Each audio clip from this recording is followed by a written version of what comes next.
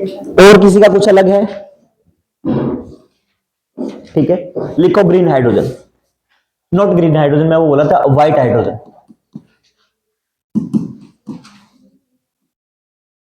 सफेद हाइड्रोजन।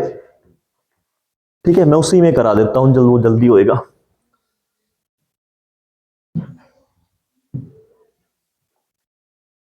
देखो, अब मुझे पता है कि नेचुरल फॉर्म में कहीं पानी है, कहीं पे चीजें हैं, कुछ भी है। तो मेरा हाइड्रोजन अगर नेचुरल फॉर्म में होगा वो मेरा क्या कहलाएगा? White hydrogen. नेचुरल फॉर्म में मिलेगा। प्राकृतिक रूप से जब मेरे पास हाइड्रोजन होगा, that is known as green hydro white hydrogen.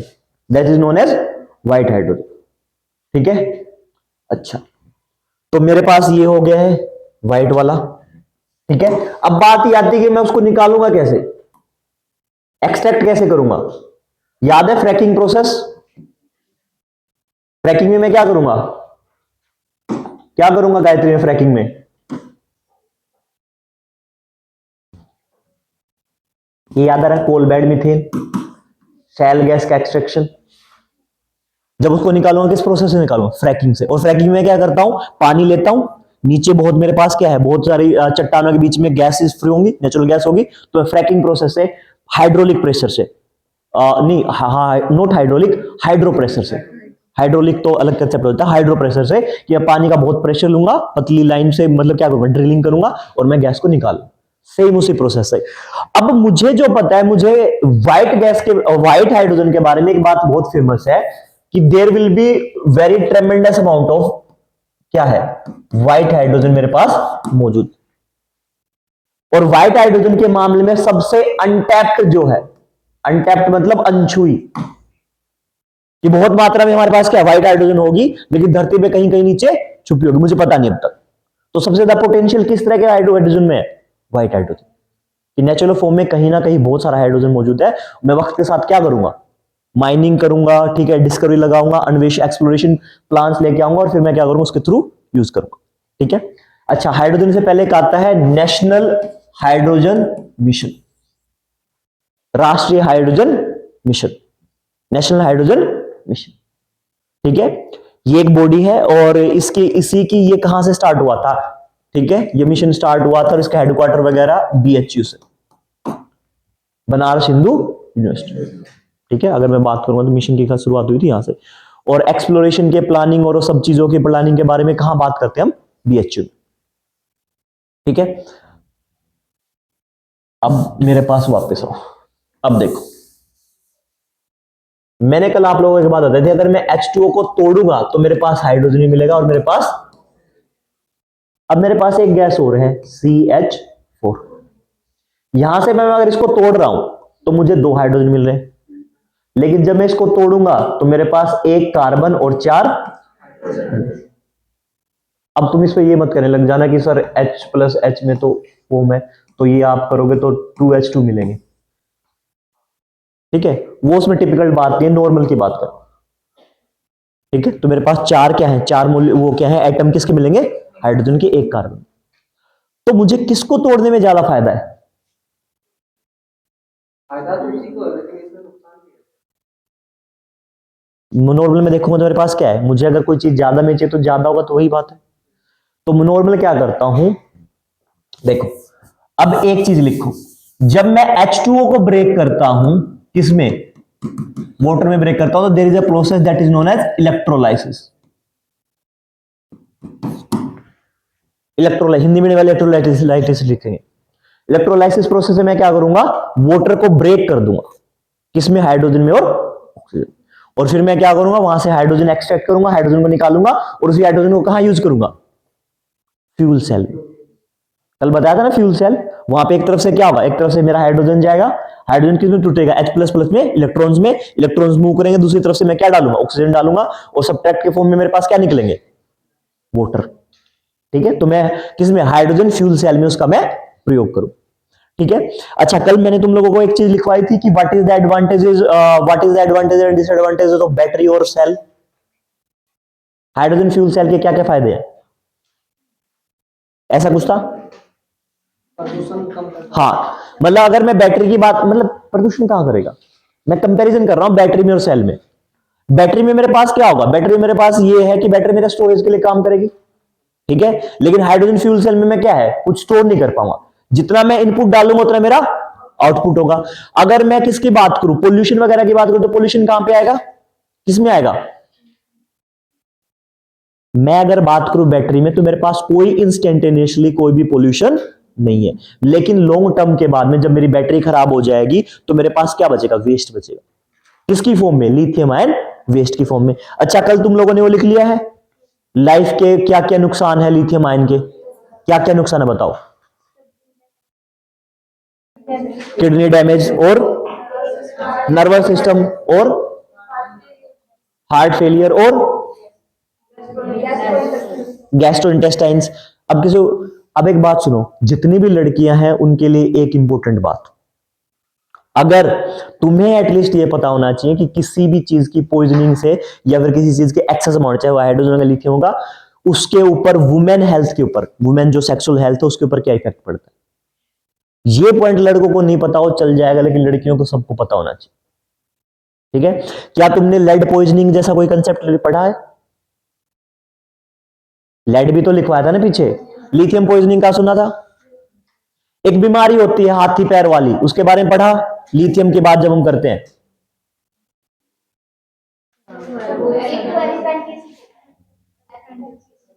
हाँ पढ़ा, वो किसकी वजह से होगा।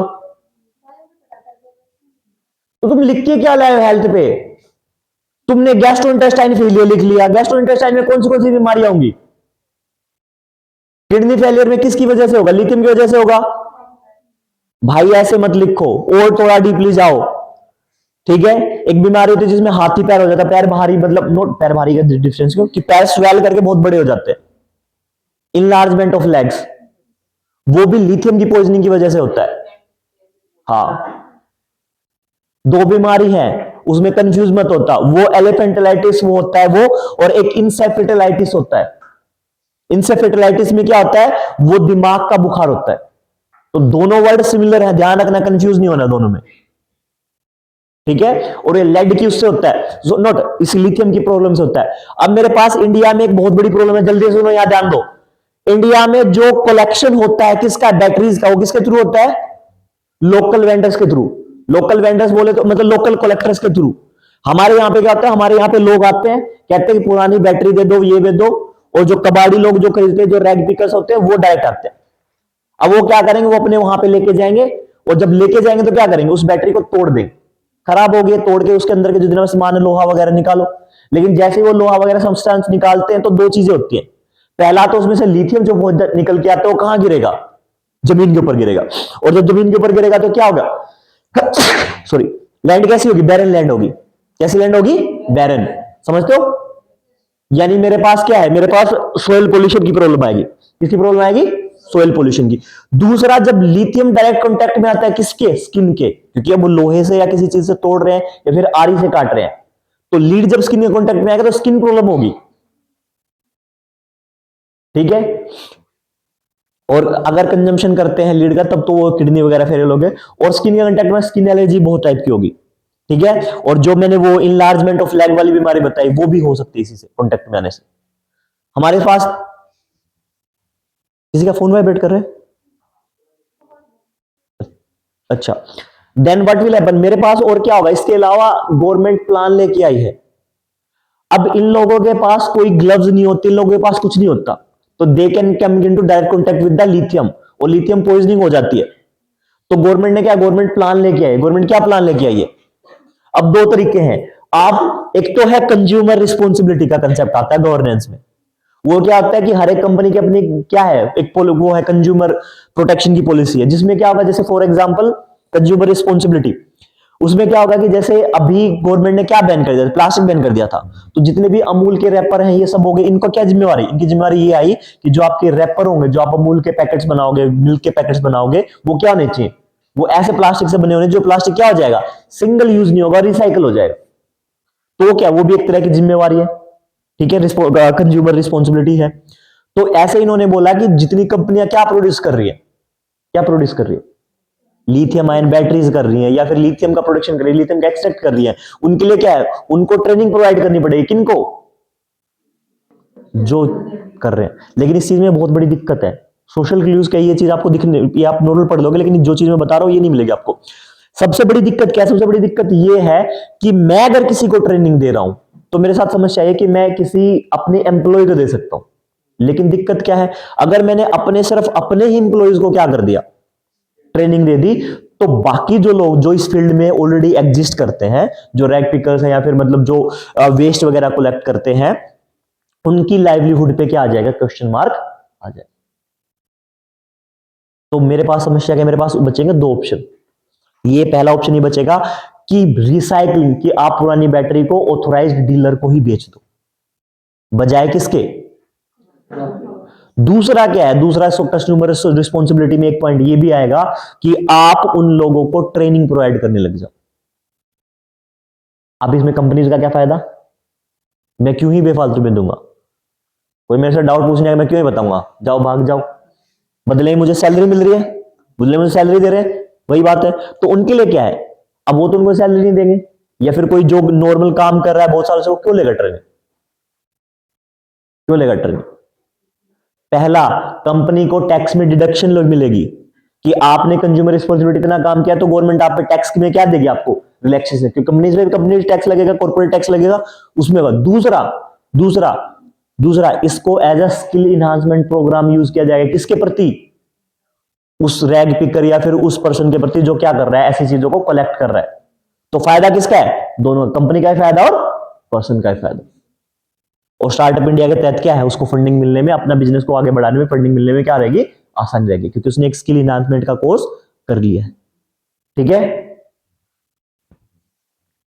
तो मेरे पास इलेक्ट्रोलाइसिस से होगा, तो ये है, मैं क्या करूं, मैंने इसको ब्रेक कर दिया। देखो पहले तो यही देख लो, अगर मैं इलेक्ट्रोलाइसिस के थ्रू इसको ब्रेक करता हूं, ठीक है, तो मेरे पास बनेगा ग्रीन हाइड्रोजन। अब इलेक्ट्रोलाइसिस में मैं क्या करूंगा, मुझे इलेक्ट्रिसिटी की जरूरत पड़ेगी, मैं पानी से क्या वो निकालूंगा, इलेक्ट्रिसिटी दूं। लेकिन ये इलेक्ट्रिसिटी मेरी किस तरीके से पैदा हुई है, रिन्यूएबल एनर्जी से, यानी ये किसके फॉर्म में हुई है, रिन्यूएबल ग्रीन एनर्जी के फॉर्म में। तो जो मेरा हाइड्रोजन बनेगा वाटर को टूट के, तो कैसा बनेगा, ग्रीन हाइड्रोजन कहलाएगा। समझ आई बात। यानी अब जो इलेक्ट्रोलाइसिस के लिए मुझे किसकी जरूरत पड़ेगी, इलेक्ट्रिसिटी की प्रोड्यूस जरूरत पड़ेगी। ये इलेक्ट्रिसिटी मेरी कैसी आई है, रिन्यूएबल एनर्जी के थ्रू। तो मेरा जो हाइड्रोजन मुझे किसको, वाटर को तोड़ के मिलेगा, वो क्या मेरे कहलाएगा। अब ये मेरा जो, अब इसी प्रोसेस पे आ जाओ, अगर ये मेरी इलेक्ट्रिसिटी कैसे मिली मुझे, सोलर एनर्जी से मिली, सोलर एनर्जी से बिजली मिल सकती है। तो मेरा जो हाइड्रो इलेक्ट्रोलिसिस से जो टूट के आएगा हाइड्रोजन मिलेगा, that hydrogen known as yellow hydrogen. Green कब होगा, जब इलेक्ट्रिसिटी किससे मिलेगी, रिन्यूएबल एनर्जी से। लेकिन रिन्यूएबल एनर्जी के बजाय किसकी जगह से मिल रही मुझे, सोलर एनर्जी से, तो मेरा कैसा होगा, येलो। मैंने तीन बताए हैं, कौन से, white, green and yellow. Clear है तीनों। मैं ये कह रहा हूं कि अगर मुझे इलेक्ट्रोलाइसिस के थ्रू वाटर को ब्रेक करके हाइड्रोजन ऑक्सीजन मिल रहे हैं, और इलेक्ट्रोलाइसिस के लिए मुझे जो इलेक्ट्रिसिटी यूज होगी, वो इलेक्ट्रिसिटी अगर मेरे रिन्यूएबल सोर्सेज आ रही है, रिन्यूएबल सोर्सेज से जो इलेक्ट्रिसिटी ब्रेक करने की, तो मेरे ग्रीन हाइड्रोजन होगा। लेकिन अगर वो मेरी इलेक्ट्रिसिटी सिर्फ और सिर्फ सोलर एनर्जी से आ रही है, तो मेरा कैसा होगा, येलो। ठीक, ये भी तो नवी करनी है, किसमें, मैं बोलूं स्टूडेंट्स, ठीक है, मैं बोलूं सौरभ, सौरभ नाम है ना आपका, दीपक, मैं बोलूं दीपक, फर्क क्या है, यू आर स्पेसिफिक।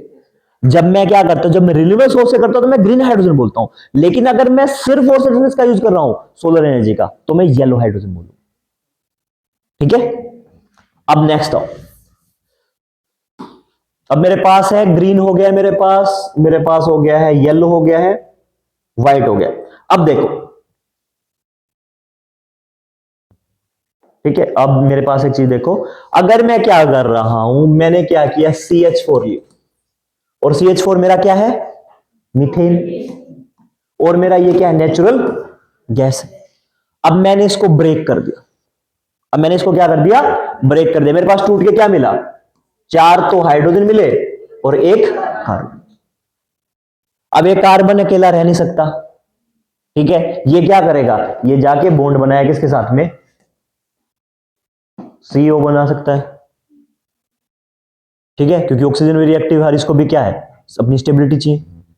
मैं क्या करूंगा, मैं अगर इस हाइड्रोजन को क्या कर लूं, there is a process that is carbon capture and sequestration. देखो कार्बन कैप्चर क्या होता है, अब सुनो, पहले तो कार्बन स्टोरेज या कार्बन कैप्चर सुनो। कार्बन स्टोर में किस फॉर्म में कर सकता हूं, मेरे पास कार्बन, कार्बन मैंने लिया, और कार्बन को मैं अगर वो रिएक्ट कर जाएगा तो CO2 के ऑप्शन देगा, ठीक है, उसको भी मैं कैप्चर कर सकता हूं CO2 को। CO2 को कैप्चर करने के लिए मेरे पास क्या है, बहुत सारे प्लांटेशन करूं, बहुत सारे पेड़ पौधे लगाऊं, पेड़ पौधे क्या करेंगे, CO2 लेंगे, उसको क्या करेंगे। लेकिन मेरे पास और भी मेथड है, मैं क्या करता हूं, मैं सिर्फ और सिर्फ एक्सट्रैक्ट कर लूंगा किसको, कार्बन को, और कार्बन को किस में फॉर्म में, ब्लॉक्स के फॉर्म में बना लूं। मैं सिर्फ कार्बन कार्बन लूंगा और कार्बन को क्या करूंगा, कैप्चर कर लूंगा, प्रेशराइज करूंगा, वही मेरे पास 95% सॉलिड लिक्विड गैस। कार्बन पे क्या करूंगा, प्रेशर किस में बदल जाएगा, सॉलिड में। ये 5% के अपवाद वाला केस है, किसे बदलेगा, सॉलिड में। और फिर मैं सॉलिड के ब्लॉक्स बनाऊंगा, उन सॉलिड के ब्लॉक्स को मैं कहीं भी रख सकता हूं, जैसे कहां कहां रखूंगा, फ्लावर्स बन रहे वहां पे रख दूंगा, जहां पे मतलब मेरी डंपिंग और वो डंपिंग वगैरह। और मैं क्या करूंगा, अब मुझे एक बात पता है कि कार्बन मेरा किस में था, प्लांट्स में था, और कार्बन पे मैं बहुत सारा प्रेशर एक्सर्ट करूंगा और बहुत सारे टेम्परेचर में रखूंगा, तो मेरा कार्बन किसी टाइम पे किस में बदल सकता है, कोयले में बदल सकता है, क्योंकि कार्बन के सब पार्ट है। तो मैंने क्या किया, मैंने इतने सालों से दहन वो किया है, एक्सट्रैक्शन किया है, माइनिंग की है, किसकी, कोयले की। और जब मैं कोयले की माइनिंग कर रहा हूं तो मैंने क्या कर दिया है, नीचे से धरती को खोखला कर दिया। अब मेरे साथ दिक्कत क्या थी, मेरे साथ दिक्कत ये होती है कि बहुत टाइम के बाद में क्या होगा, इन्हीं में या तो पानी घुस जाएगा या फिर धरती नीचे धंस जाएगी। तो मैं उन इलाकों में भी क्या कर सकता हूं, ये ब्लॉक्स जाऊंगा और उठा के वहां भर दूं, धरती में पड़े रहेंगे। करोड़ों साल के बाद में जब हमें कोई भूल जाएगा कि यहां पे कुछ था नहीं था, या फिर किसी टाइम पे जाके फिर से दोबारा कार्बन। लेकिन वो फ्री कार्बन क्या है, इन्वायरमेंट में नहीं घूमेगा, जो क्या करेगा, जो दिक्कत प्रोड्यूस या किसके लिए, इन्वायरमेंटल या ग्लोबल वार्मिंग इफेक्ट के नहीं दिखा। मैं सिंपल क्या करूं, मैं सिंपल अगर कार्बन को कैप्चर कर लूं तो that is my carbon capture. अगर मैं कार्बन को कैप्चर करके क्या कर लूं, स्टोर कर लूं। अब कार्बन स्टोर तो मेरा क्या है, कार्बन कैप्चर एंड स्टोर। लेकिन अगर मैं उसको दोबारा ब्लॉक्स में कहीं यूज कर लूं, that is my CCS, carbon capture storage and sequestration. समझ में आई, मैंने कार्बन कैप्चर किया है इन्वायरमेंट से, ठीक है, तो मेरा कार्बन कैप्चर, और कार्बन कैप्चर मेरे डिफरेंट तरीके से हो सकता है कि मैं उसको CO2 को भी कैप्चर कर लूं, या फिर मैं नॉर्मल कार्बन कैप्चर कर लूं प्लांट्स के थ्रू, या फिर मैं उनको क्या करूं, टेक्निक यूज करके डायरेक्ट ब्लॉक्स में कन्वर्ट कर दूं, दैट कैन आल्सो हैपन। और फिर मैं ब्लॉक्स को यूज कर लूंगा, देन मेरे पास CCS आ जाएगा, carbon capture storage and sequestration. Carbon capture storage and sequestration, carbon capture storage and sequestration, ठीक है। सीक्वेंस्ट्रेशन हिंदी मीडियम वाले प्लीज ऐसे लिखोगे, ठीक है, वो भंडारण भंडारण मत लिखना कि सर स्टोरेज का तो हमें मतलब पता है तो हम भंडारण भंडारण लिख रहे हैं, भंडारण नहीं लिखना है, इसको हिंदी में ऐसे लिखना है, ठीक है, कार्बन कैप्चर स्टोरेज एंड सीक्वेंस्ट्रेशन। तो उस प्रोसेस में क्या होगा, मैं कार्बन को सारे को यूज कर, तो अब मैंने क्या किया, मैंने मीथेन लिया भाई, और मीथेन को तोड़ दिया, और मीथेन को तोड़ के मैंने क्या कर दिया है, कार्बन को मैंने इन्वायरमेंट में ऐसे ही जाने, कार्बन को मैंने कहां जा दिया, इन्वायरमेंट में छोड़ दिया ऐसे गैस। तो मेरा कौन सा कहलाएगा, ग्रे हाइड्रोजन, नहीं ब्राउन नहीं, ग्रे। कौन सा कहलाएगा, एक minute, brown carbon capture store, brown है मेरा इसमें ना, यही है, ठीक है। मैंने और ब्लू वाले में मैं क्या करूंगा, मैं अपनी CCS की प्रोसेस निकलाऊं, CSS की प्रोसेस क्या करूंगा, यूज करूं। देखो मैंने क्या किया, कार्बन को तोड़ा, CH4 मीथेन को तोड़ा, 4 हाइड्रोजन पकड़ के मेरे स्टोर कर लिए, कार्बन से मुझे कोई लेना देना नहीं। प्रोसेस कैसी कहलाएगी, ग्रे। प्रोसेस कैसी कहलाएगी, ग्रे, ग्रे हाइड्रोजन, यानी वो हाइड्रोजन कैसे कहलाएंगे, 3 हाइड्रोजन। लेकिन अगर मैंने क्या किया, मैंने मीथेन लिया CH4, उसमें से हाइड्रोजन निकाले और कार्बन को क्या कर दिया, कैप्चर स्टोरेज सिक्वेस्ट्रेशन, तो मेरा कैसा कहलाएगा, ब्लू हाइड्रोजन। कैसा कहलाएगा, ब्लू हाइड्रोजन। कैसा कहलाएगा, ब्लू हाइड्रोजन। ठीक है। अब एक और चीज सुनो, अब मेरा ब्राउन जो है मेरा गैस कोयल गैसिफिकेशन से आएगा। मैंने क्या लिया है, मैंने वही वाटर लिया है। मैंने क्या लिया है, वाटर लिया है। और वाटर के लिए जो इलेक्ट्रिसिटी प्रोड्यूस की है वो कैसे प्रोड्यूस की है, कोयले जला के। कोयले जला के कैसे प्रोड्यूस की है, कोयले जला। ठीक है।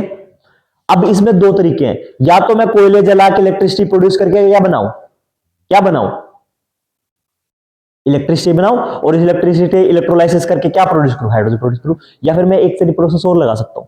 क्या प्रोसेस लगाऊंगा, मैं प्रोसेस ये लगाऊंगा कि मैं कोयले से क्या बनाऊंगा, मीथेन बना लूं। ठीक है। या फिर सिन गैस बना लूंगा, और फिर मैं उसी सिन गैस को क्या करूंगा, दोबारा ब्रेक करूं, and then what I get hydrogen. तो वो मेरा क्या होगा, ब्राउन। वो मेरा क्या होगा, ब्राउन। अब मेरे लिए सबसे बेहतर वाला हाइड्रोजन कौन सा है, green hydrogen, white hydrogen, yellow hydrogen, और somehow blue hydrogen also, somehow blue hydrogen also. ठीक है। क्लियर है मेरे ये पॉइंट, व्हाइट क्लियर है, green, yellow, brown, blue, grey and sorry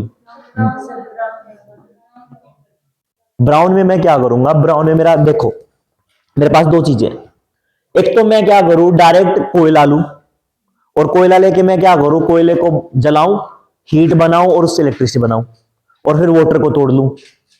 water को तोड़ लिया किसमें, इलेक्ट्रोलाइसिस के थ्रू, हाइड्रोजन ऑक्सीजन में, वहां से मैं हाइड्रोजन उठा लूं।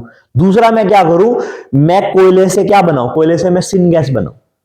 सिन गैस पता था ना, क्वालिफिकेशन की जो प्रोसेस थी, कोयले से मैं क्वालिफिकेशन सिन गैस प्रोड्यूस करूं, और उसी सिन गैस को बाद में क्या करूं, ब्रेक करूं, और ब्रेक करके मैं क्या प्रोड्यूस करूं, हाइड्रोजन प्रोड्यूस करूं। तो वो मेरा क्या है, ब्राउन हाइड्रोजन। तरीके क्या है, तरीके सबके क्या है, सिर्फ तरीका हाइड्रोजन प्रोड्यूस करने का है, अलग अलग तरीकों से।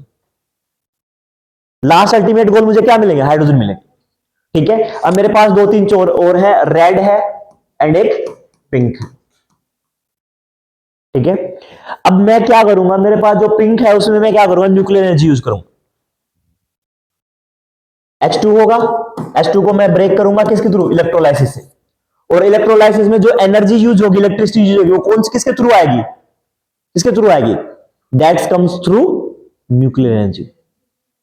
अब मैं न्यूक्लियर एनर्जी से तो बिजली प्रोड्यूस करता हूं ना, तो जो मेरी बिजली प्रोड्यूस है न्यूक्लियर एनर्जी से, उसी बिजली से मैंने क्या किया, इलेक्ट्रोलाइसिस किया, और उसी इलेक्ट्रोलाइसिस में क्या करूंगा,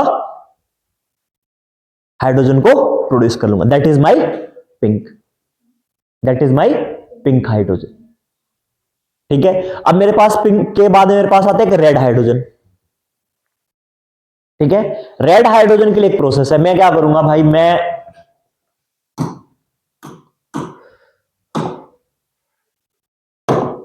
ये थोड़ा सा अलग है। देखो रेड हाइड्रोजन में मैं क्या करूंगा, मेरे पास वाटर रहेगा। ठीक है। वाटर को मैं आयोडीन प्लस सल्फर इन सबको लूंगा प्रेजेंस में, और इन सब की प्रेजेंस में मैं क्या कर दूंगा, वाटर को ब्रेक कर दूंगा। कहीं ना कहीं मेरे पास H2 लिख लेगा, और साथ में मेरे पास ऑक्साइड्स ऑफ सल्फर और आयोडीन ऑक्साइड्स निकल सकते हैं। ठीक है। एंड दिस, और मुझे इसमें क्या पड़े, मुझे जो मुझे इन सबको ब्रेक करने के लिए एनर्जी प्रोड्यूस करनी होगी, वो कहां से प्रोड्यूस करूंगा, न्यूक्लियर एनर्जी से। कहां से प्रोड्यूस करूंगा, न्यूक्लियर एनर्जी से। अब ध्यान सुनो, पिंक में मैं क्या है, पिंक में मैं इलेक्ट्रोलाइसिस कर रहा हूं। मैं क्या कर रहा हूं, इलेक्ट्रोलाइसिस, और उस इलेक्ट्रोलाइसिस में मुझे जो इलेक्ट्रिसिटी की जरूरत पड़ेगी, that comes from nuclear energy. Uranium break करके मैंने क्या किया, इलेक्ट्रिसिटी प्रोड्यूस की, और उसी इलेक्ट्रिसिटी से मैंने इलेक्ट्रोलाइसिस किया, और मैंने पानी को तोड़ दिया। लेकिन रेड वाले में मैं क्या कर रहा हूं, वो मेरा पिंक हो जाएगा। रेड वाले में मैं क्या कर रहा हूं, रेड वाले में मैं सिंपल क्या कर रहा हूं, मैं वाटर ले रहा हूं, साथ में वाटर के साथ में मैं आयोडीन ले रहा हूं, मैं सल्फर ले रहा हूं, और न्यूक्लियर एनर्जी इनको से एक साथ रखूंगा प्रोसेस में। प्रोसेस का नाम है थर्मोकेमिकल प्रोसेस। कौन सी प्रोसेस में रखूंगा, थर्मोकेमिकल प्रोसेस में रखूंगा, और मैं वाटर को ब्रेक कर दूंगा in the presence of iodine and sulphur. तो मेरे पास हाइड्रोजन टूटेगा, कहीं ना कहीं हाइड्रोजन मिलेगा, और हाइड्रोजन के अलावा मेरे पास क्या होगा, ऑक्साइड्स ऑफ सल्फर मिल जाएंगे, और ऑक्साइड्स ऑफ आयोडीन और ऑक्साइड्स ऑफ सल्फर मुझे बाय प्रोडक्ट में मिलेंगे। ठीक है, और यहां पे जो मुझे सारी एनर्जी प्रोड्यूस होगी वो मुझे कहां से मिलेगी, nuclear energy, and that is my red hydrogen, that is my red hydrogen. ठीक है, लाल वाला। और मेरे पास कौन सा है, और मेरे पास एक शायद टोरक्यूज है। ठीक है, देखो एक प्रोसेस और होती है मीथेन पायरोसिस।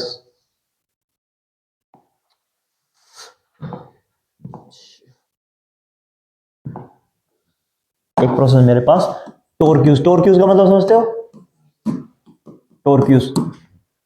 व्हाइट को क्या बोलेंगे, सफेद। येलो को क्या बोलेंगे, पीला। रेड को लाल, पिंक को गुलाबी। ठीक है, और मेरे पास क्या था, ग्रे को क्या बोलेंगे। ठीक है, और आप ग्रे को ग्रे भी यूज कर सकते हो। ब्राउन को क्या बोलेंगे, भूरा। ग्रे भूरा नहीं होता, ध्यान रखना है। ठीक है, और मेरे पास ब्लैक तो है ही नहीं, मेरे पास ब्राउन है, ब्राउन भूरा हो जाएगा। व्हाइट है, सफेद हो जाएगा। टोरक्यूज रह गया, टोरक्यूज को बोलते हैं फिरोजा। फिरोजा कौन सा कलर होगा, फिरोजा। और इसमें मैं क्या करूंगा, इसमें मैं एक प्रोसेस होती है मेरे पास मीथेन पायरोसिस।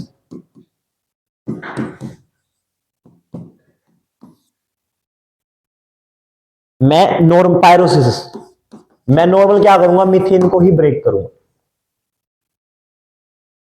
देखो मेरे पास दो तरीके हैं। पहले प्रोसेस में मैं क्या कर रहा था, मीथेन को डायरेक्ट इसमें ब्रेक कर रहा था, कार्बन और हाइड्रोजन जो इनके बीच में कोवलेंट, वो पढ़े कोवलेंट बॉन्ड और ionic bond.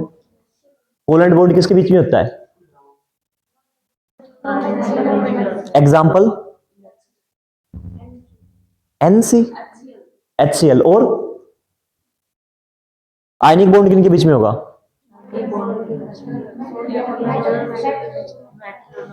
Okay. Example, okay. और एग्जाम्पल आयनिक के, H2O कौन सा है, पक्की बात है, ओके। और इसमें अगर मैं मीथेन की एक बात करूं, तो मीथेन में कौन सा कार्बन कौन सा बॉन्ड बनाता है, कोवलेंट बॉन्ड बनाएगा। मुझे डाउट हो रहा है तुम पे, H2O वो बनाता है, आयनिक बनाएगा, मैं भी यही सोच रहा हूं, कोवलेंट बनाएगा शायद। मुझे हो सकता है कि मुझे थोड़ा डाउट है, मैं एक बार कंफर्म करूंगा तुम लोगों से, मतलब मैं खुद भी कंफर्म करूंगा। मुझे भी आयनिक लग रहा है, कोई बात नहीं, कोई बात नहीं, हम उस पर डिबेट करेंगे, क्योंकि मैं इसलिए नहीं बोल रहा हूं क्योंकि मुझे भी डाउट है।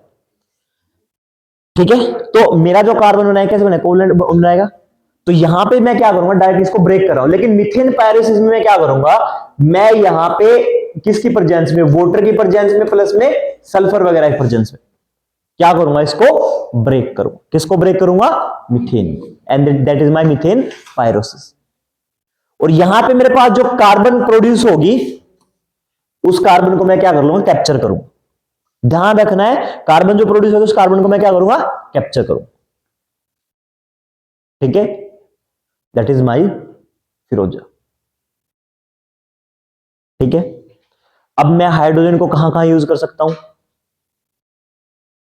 सबसे पहले कंसेप्ट कहां चल के आया था, हाइड्रोजन फ्यूल इलेक्ट्रिक व्हीकल्स में। कहां कंसेप्ट आएगा, हाइड्रोजन फ्यूल सेल व्हीकल्स। हाँ, सल्फर को, हाँ हाँ, ऑक्साइड्स के फॉर्म में निकलेगा। हाँ, तो इसीलिए हम नॉर्मल क्या है, ग्रीन हाइड्रोजन के पीछे पड़े हुए हैं, या फिर हम व्हाइट हाइड्रोजन के पे ज्यादा फोकस करें। हम टोरक्यूज वाले पे इतना फोकस नहीं कर रहे।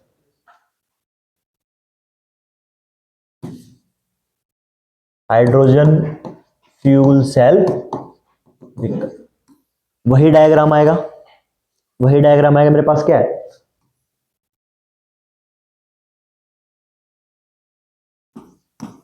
इलेक्ट्रिक व्हीकल में मेरे पास क्या था, अगर मैं ईवी की बात करूं तो ईवी में मेरे पास क्या था, एक यहां पे बैटरी थी, दो तीन बैटरीज थी, और बैटरी से मैं डायरेक्ट क्या है, इलेक्ट्रिक व्हीकल ले रहा, इलेक्ट्रिक करंट ले रहा था। और मैं उस इलेक्ट्रिसिटी इलेक्ट्रिक करंट से डायरेक्ट मेरे पास क्या थी, यहाँ पे मोटर्स थी, और मोटर्स को मैं डायरेक्ट क्या कर रहा था, इलेक्ट्रिसिटी से रोटेट कर रहा था। ठीक है, इनको इलेक्ट्रिसिटी दे रहा था, इलेक्ट्रिसिटी डायरेक्ट मूव कर रही थी। पर मेरे पास क्या है, मेरे पास इसमें दिक्कत ये है कि इलेक्ट्रिक व्हीकल में कुछ टाइम के बाद मेरे पास क्या हो जाएगा, ई वेस्ट बचेगा, बैटरी का वेस्ट बचेगा, और मुझे चार्जिंग में बहुत ज्यादा प्रॉब्लम। ठीक है, तो मैं दोबारा किस पे आ जाऊंगा, मैं दोबारा उसी पे आ जाऊंगा। एक मैं क्या लूंगा, फ्यूल टैंक लूंगा, फ्यूल टैंक लूंगा, और मेरे फ्यूल टैंक में क्या भरी जाएगा? Hydrogen fuel. क्या भरा जाएगा? हाइड्रोजन। मेरे पास आईसी इंजन था, नॉर्मल लेकर मेरे पास आईसी इंजन था, इंटरनल कंबशन इंजन, उसमें मेरे पास पिस्टन वगैरह सब थे। यहां पे मैं क्या रखूंगा? Hydrogen fuel cell. क्या देगा? हाइड्रोजन देगा। इन्वायरमेंट से मैं क्या पकड़ूंगा? ऑक्सीजन। ठीक है, और इसी में भी क्या होगी? इसी में कहीं ना कहीं टेल होगी। टेल इतनी बड़ी करने के बजाय मैं यहीं छोड़ दूंगा नीचे। ये मुझे क्या देगा? इलेक्ट्रिसिटी प्रोड्यूस करके देगा, और इसी इलेक्ट्रिसिटी को मैं डायरेक्ट कहाँ है? रोटेटर या फिर व्हील्स को मूव करने में मशीन को दूंगा, और वो मेरा क्या करेगा? रोटेट से व्हील मूव करेगा, और यहां पे मुझे बाय प्रोडक्ट में क्या मिलेगा? H2 मिलेगा। देखिए ऐसी गाड़ियां, नॉर्मल देसी भाषा में बोले तो पानी से चलने वाली गाड़ियां। रील भी नहीं देखी तुम लोगों ने? अच्छा, तुम्हारी फीड खराब हो रखी है ना, तुम्हारी फीड धोखेबाजी वाली चीजों से भरी हुई है, तो नहीं आती मेरी।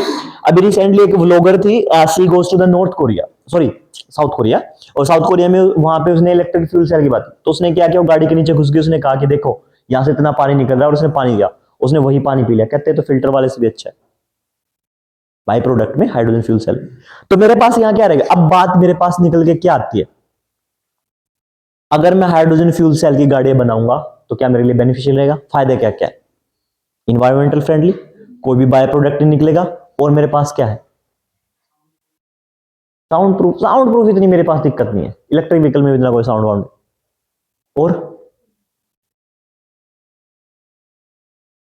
आईसी इंजन के कंपैरिजन में मेंटेनेंस कम है, ठीक है, और मुझे पोली इन्वायरमेंट को इफेक्ट नहीं होगा। टेम्परेचर की बात करूंगा तो सब चीजें हैं, ठीक है। नुकसान क्या क्या है मेरे? कॉस्ट इफेक्टिव होगी, मिनरल्स लोड जो पड़ेगा, जैसे इलेक्ट्रिक व्हीकल्स में मेरे पास क्या था? मिनरल्स क्या क्या था? कंजम्पशन ज्यादा होता है, तो अगर मैं फ्यूल सेल बनाऊं तो मेरा कंजम्पशन ज्यादा होगा। और मेरे पास सबसे बड़ी बात यह है कि इस कंसेप्ट में मेरे पास गाड़ी बहुत महंगी आएगी, करोड़ों में बात चली जाएगी, तो आम इंसान अभी अफोर्ड नहीं कर सकता, क्योंकि कहीं ना कहीं फेम स्कीम के थ्रू हमने क्या कर दिया? इलेक्ट्रिक व्हीकल्स को अफोर्डेबिलिटी ले आए, लेकिन अभी भी फ्यूल सेल की अफोर्डेबिलिटी उतनी नहीं। अब सवाल ये उठता है कि सर ये हो गया तो हमारे पास, अब मैं प्रोड्यूस करूंगा तो हाइड्रोजन मेरे पास इनफाइनाइट फॉर्म में, यस इनफाइनाइट फॉर्म में मेरे पास हाइड्रोजन है, लेकिन वो हमेशा किस फॉर्म में? कंबाइंड फॉर्म में। तो मैं हाइड्रोजन प्रोड्यूस करने के लिए क्या कर रहा हूं? पहले एनर्जी डाल रहा हूं। अगर मैं देखूं तो जैसे मैं पेट्रोल, पेट्रोल क्यों फेमस हुआ इतना, क्रूड ऑयल पेट्रोलियम, कि मेरे पास ऑलरेडी मौजूद था, उसको मुझे निकाल के बस एक्सट्रैक्ट करके यूज करना था, फिल्टर आउट करूंगा, रिफाइन करूंगा, और अलग अलग यूज करूंगा। लेकिन इसको प्रोड्यूस करने के लिए मुझे क्या करना पड़ा है? पहले ही इनपुट देना पड़ रहा है किसी फॉर्म में, चाहे मैं ग्रीन फॉर्म बोलेगा तो मुझे रिन्यूएबल एनर्जी खर्च करनी पड़ रही है। तो मेरा हाइड्रोजन फ्यूल कैसा है? प्राइमरी फ्यूल है, सेकेंडरी फ्यूल है? Primary energy, secondary energy, secondary energy. तो कहीं ना कहीं मेरा जो इनपुट कॉस्ट लग रहा है वही ऑलरेडी ज्यादा है। तो अगर मेरे, क्योंकि मेरे सेकेंडरी फ्यूल्स क्या है? सारे के सारे वाइबल ऑप्शन नहीं।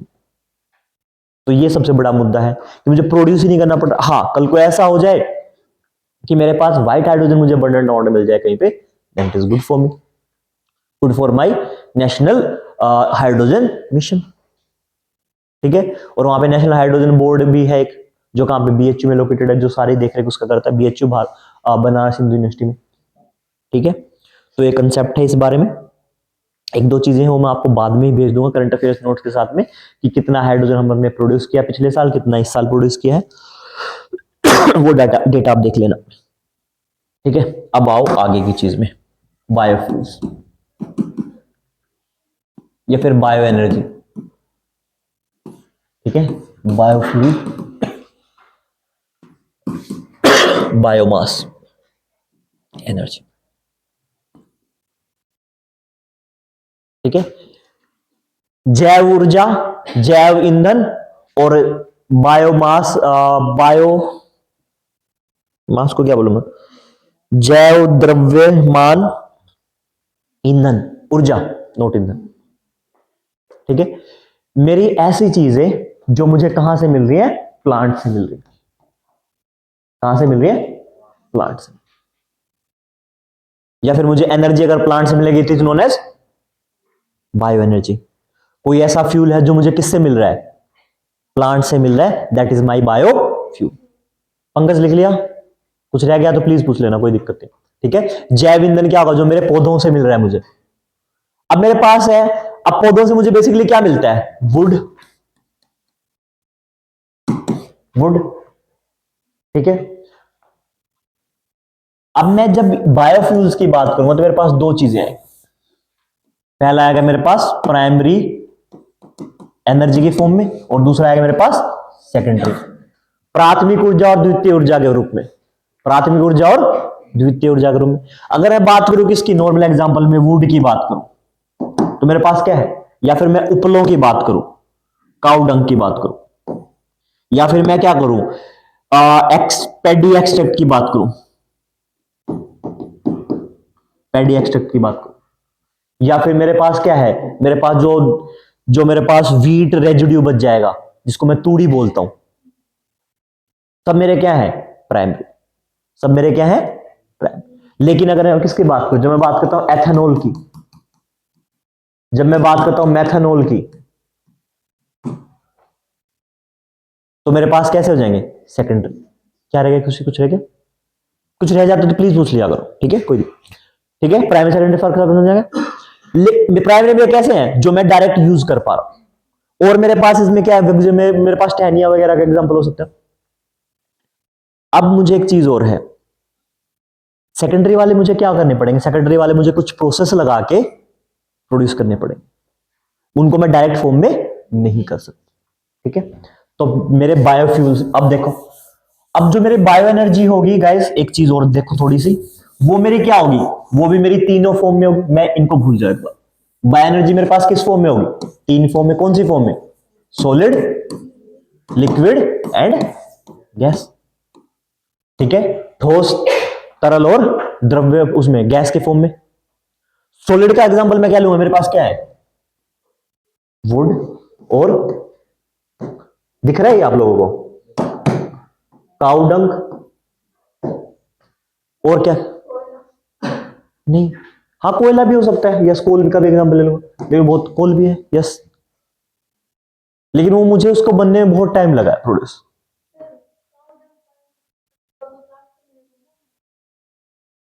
एक मिनट सुनो, उपले में ऐसे ही नहीं बनाता हूं। हमें क्या लगता है कि हम गोबर ही पात देते हैं, नहीं, तो उसमें क्या मिलाते हैं, तूड़ी वगैरह मिलाते हैं, बहुत सारी चीजें मिलाते हैं, तो मैं उनकी बात कर रहा हूं, ठीक है।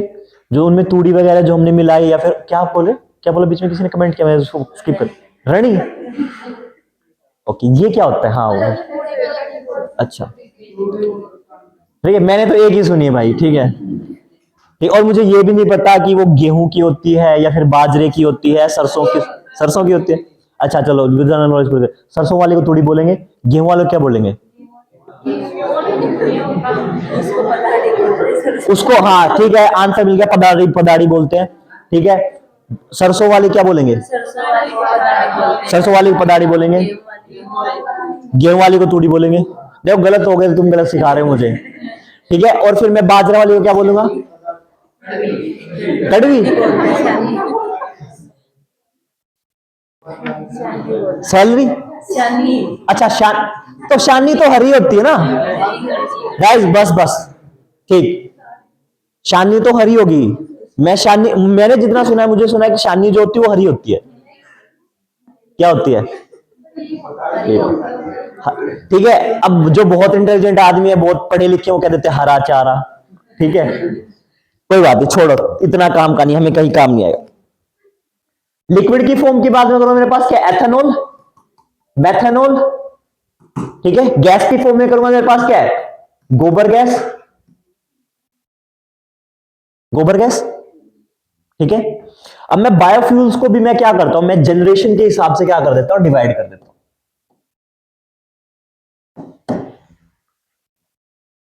Classification of biofuels on the basis of their production, उत्पादन के आधार पे बायोफ्यूल्स का वर्गीकरण,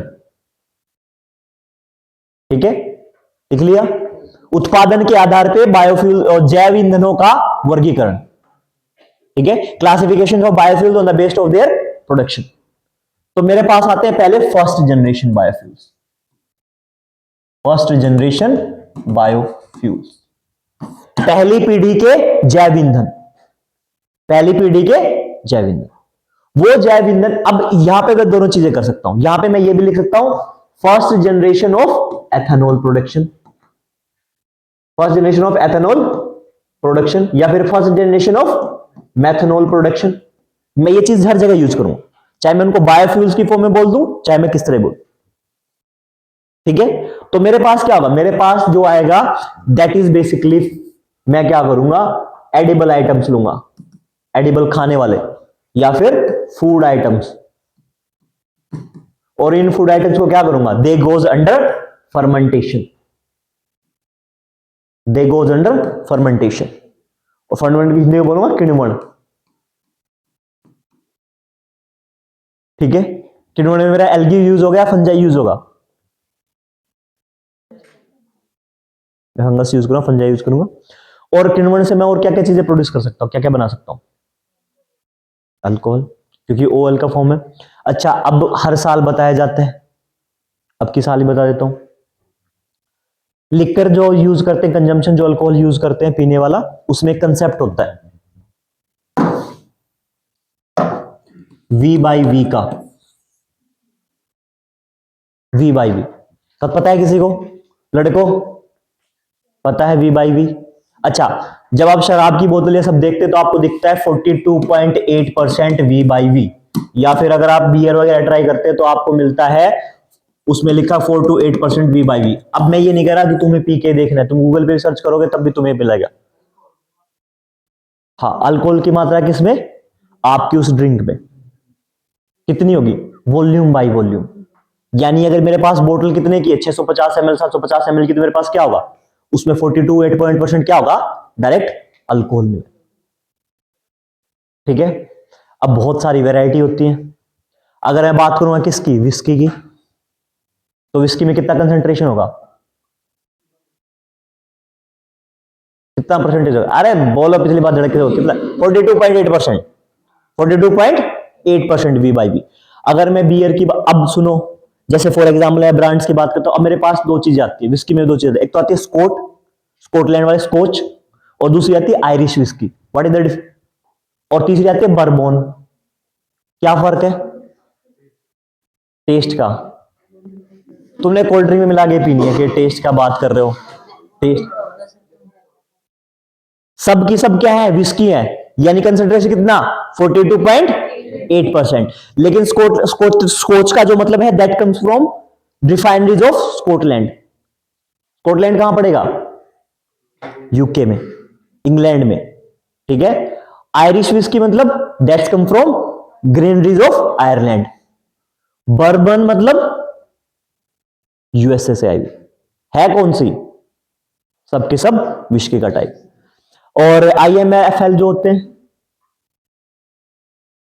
इंडिया में, जो है, इंडिया का कोई नाम नहीं है, वो यूज करते हैं IMFL कुछ करके, ILMF, Indian liquor mixed whisky करके, कि मतलब वो उन्होंने क्या किया, बाहर से अल्कोहल मंगवाया, उनको यहां पे ग्रेन किया है और फिर मिक्स करके। अच्छा, अब आती है बियर की varieties, how much concentration they have, 8%, up to 8%, up to 8%। अब आपको बहुत सारे ऐसे ब्रांड मिलेंगे, वहां पे वेराई करेगा 4 to 8%, बियर में कितना वेराई करता है, 4 to 8%। अब मैं बात करता हूं कंजम्पशन की, तो कंजम्पशन बियर का और इन सब चीजों का कितना होता है, क्या विस्की एक्सपायर हो सकती है, आंसर इज नो। क्या बियर एक्सपायर हो सकती है, यस, ठीक है। कोई नहीं, एक्सप्रेस करो अपने ख्यालात, क्या ये सरमार। देन मेरे पास कितना होगा, अब मेरे पास कुछ ब्रांड्स, जैसे फॉर एग्जांपल कुछ ब्रांड्स है, ब्रीजर हो गया है, ठीक है, जो छोटी पैंट्स में आते हैं, ब्रीजर हो गया, और कौन से एग्जांपल है, देखो एग्जांपल लाइक किंगफिशर, कोरोना, और मेरे पास क्या है, ट्यूबर्ग, और मेरे पास क्या है, कोरोना, थंडरबोल्ट, ये सब, ये जो आते हैं, they have the high concentration, concentration up to 8%। लेकिन ब्रीजर हो गया है और बहुत सारी चीजें होगी, दैट कम्स अप टू 4%। अच्छा, अब मेरे पास आते हैं शैंपेन। ठीक है, एक ब्रांड मेरे पास क्या आता है, शैंपेन। शैंपेन में क्या होगा, नहीं, अल्कोहल क्या हो गया, अल्कोहल इज कैटेगराइज, ये सब के सब क्या है, हार्ड ड्रिंक में आते हैं। शैंपेन में कंसंट्रेशन अल्कोहल का क्या है, बियर के राउंड ही रहता है। ठीक है, आपको 12-13 मैक्सिमम क्या होगा, बहुत ज्यादा जगह पे आपको 14-15% कंसंट्रेशन मिल जाता है। लेकिन अल्कोहल विस्की के जितना 42-8% नहीं होता।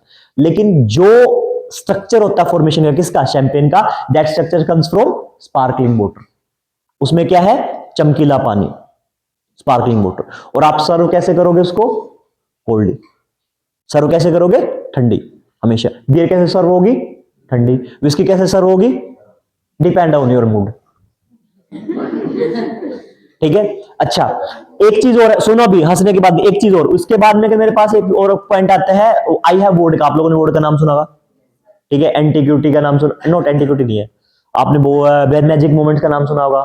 और कौन से हैं, बहुत सारे ब्रांड। ठीक है, ठीक है, उसका कलर कैसा होगा, white, that's comes from Russia.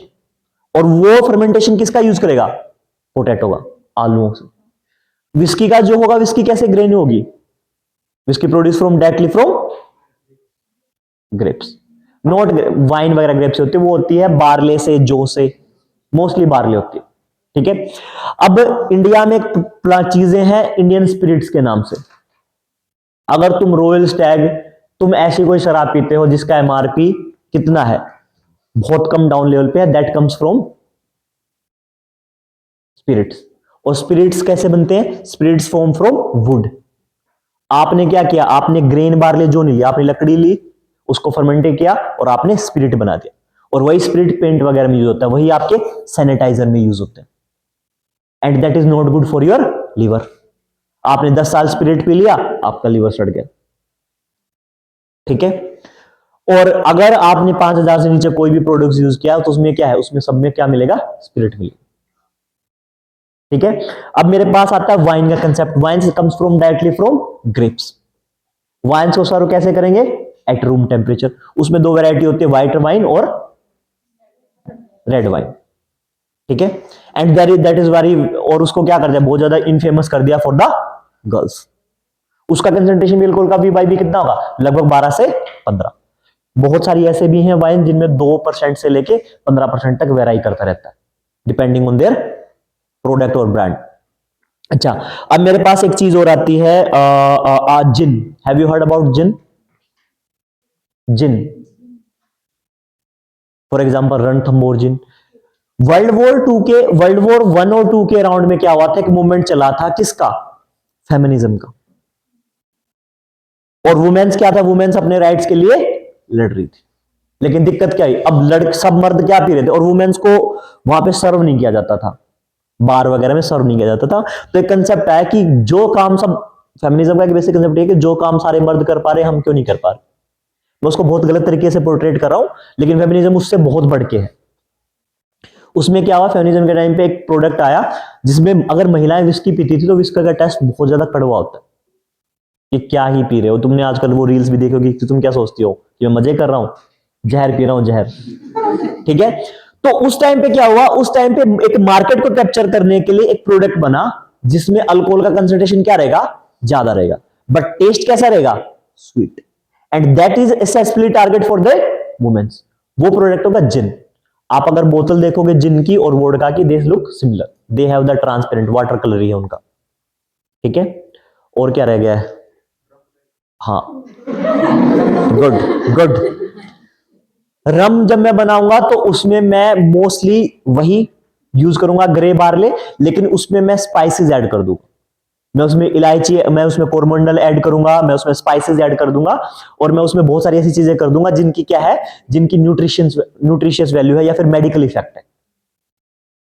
यानी मैं क्या, इलायची को यूज करूंगा, मैं लौंग यूज करूंगा और उनको फर्मेंटेशन में यूज करूंगा। And that here comes the rum, और वो भी विस्की का ही, मतलब विस्की का ही तरह का जैसा है। ठीक है, तो ये सब प्रोसेस किसके थ्रू होगा, फर्मेंटेशन के थ्रू। जिनमें अल्कोहल के अराउंड होता है 30%, मैक्सिमम 30 to 35। वेराई करता है जिन पे। ठीक है, ऐसे नहीं करना है हर बार। देखो हर बार लड़कियां ही होती है जो ये ऐसा सवाल पूछते हैं कि सर उसमें कितना परसेंटेज होता है।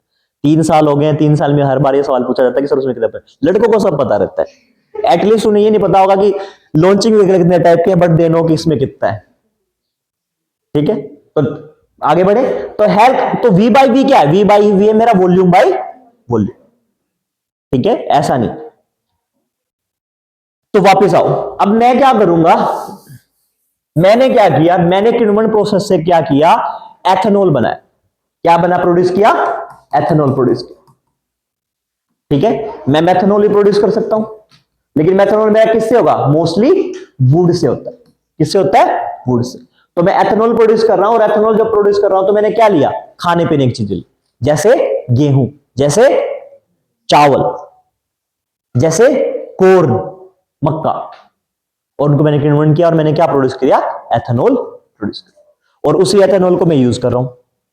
लेकिन समस्या क्या है, समस्या ये आई कि जब एथेनॉल प्रोडक्शन पे गवर्नमेंट ने ध्यान दिया, तो गवर्नमेंट ने, अपोजिशन पार्टीज ने बहुत बड़ा ध्यान रखा कि लोग क्या करें, लोग गरीबों की थाली से खाना उठा के। अब देखो,